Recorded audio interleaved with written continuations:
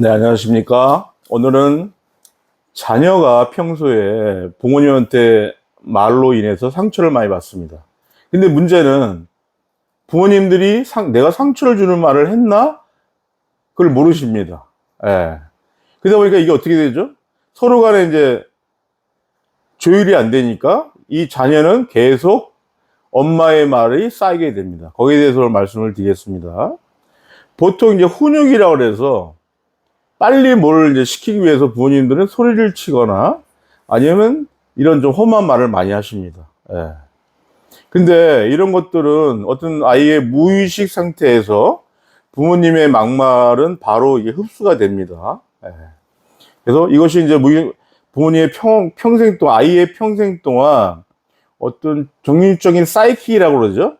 이게 남을 수가 있어요. 부모님의 한 말이. 그래서 왜 부모님도 생각해 보시면 어렸을 때 부모님들의 부모님들이 했던 말이 있지 않습니까? 그게 지금도 기억나시는 분이 있을 겁니다. 그게 이제 정신적 사이키의 이제 기억 속에 머물러 있단 말인데요. 그래서 자녀에게 상처 주는 말을 이제 살펴보면요.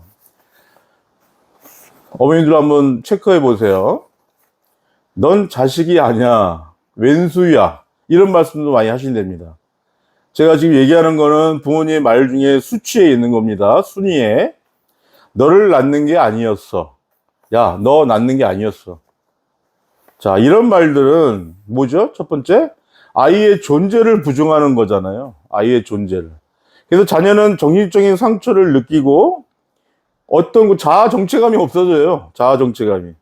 넌 자식이 아니야, 왼수야. 내가 왼수가 뭐야? 그럼 내가 엄마한테 왼수란 말인가? 아빠한테 왼수란 말인가?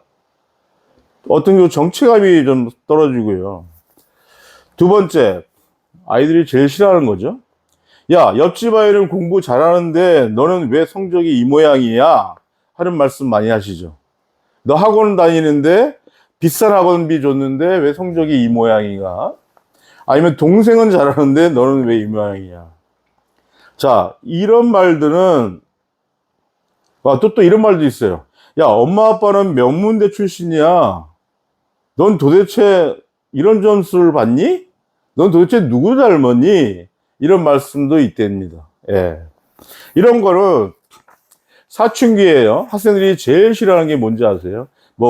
학교나 가정이나 다 떠나서 비교하는 겁니다. 비교. 예.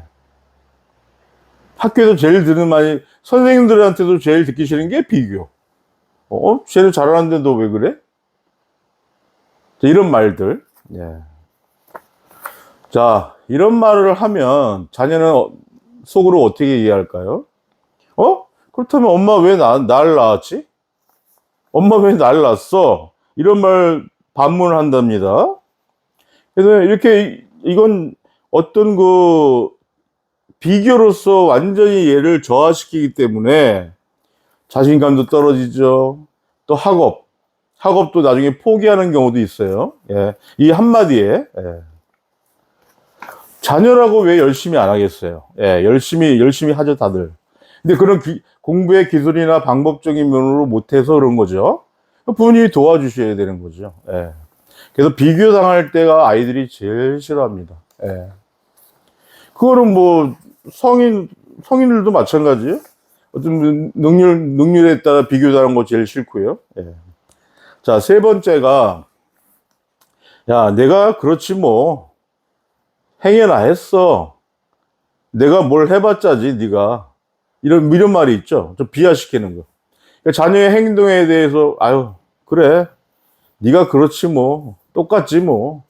네가 변화가 있겠어? 이런 말들. 부모님 많이 하시잖아요. 저희 진로와 직업 교과서에요.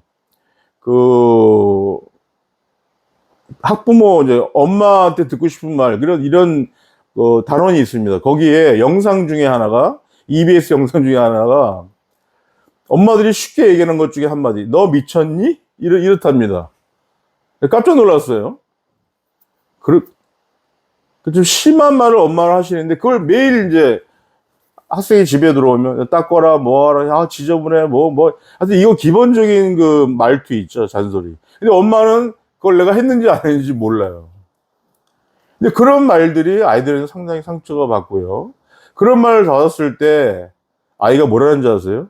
너 공부 왜 안 하니? 성적이 그 모양이 이렇게 할 때 아이들이 이제 수업 도중에 아이들이 얘기를 해요. 그렇다면 우리 엄마는 뭐 명문대 나왔나? 우리 엄마 중학교 때 중고등학교 전교 1등 했나?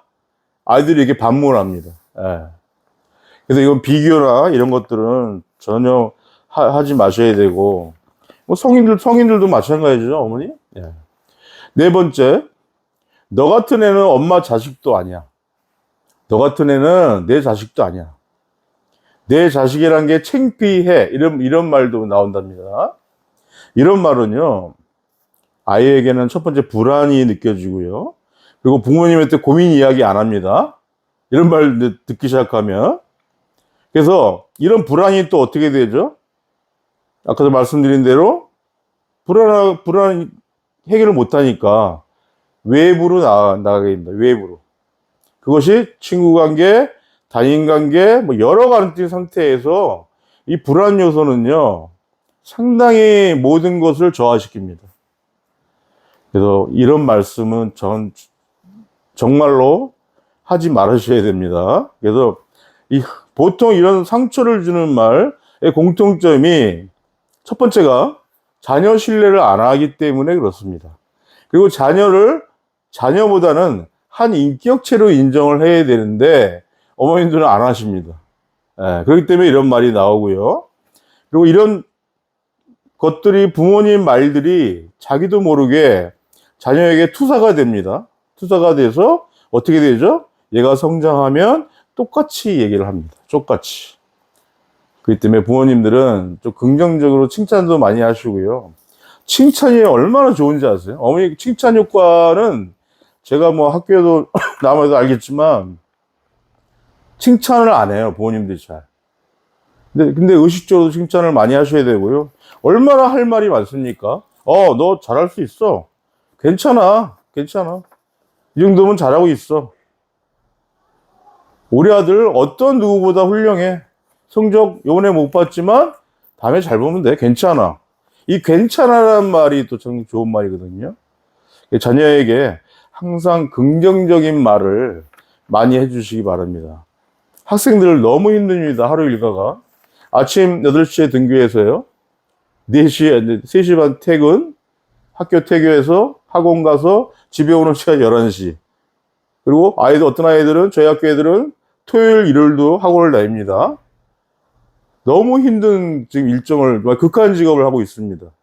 그렇기 때문에 부모님이 꼭 긍정적인 저는 말을 많이 해주시고요.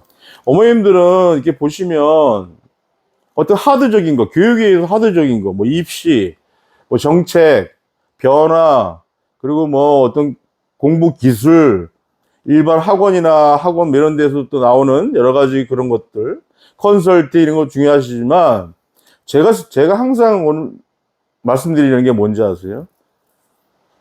하드가 아니라 소프트예요. 소프트. 가정 환경이나 이런 것들이 안 되잖아요? 그러면 걔는 전혀 할 수가 없어요. 학업적인 거. 근데 어머님들은 하드적인 거 많이 쫓아다니세요. 근데 이 소프트적인 교육의 어떤 기본 베이스는 어머님들이 안 하신단 말이에요. 바쁘다는 핑계를 안 하시고. 그래서 저는 상당히 안타깝습니다. 네. 저는 이제 자녀를 다 키우고 이제 결혼까지 다 시켰어요.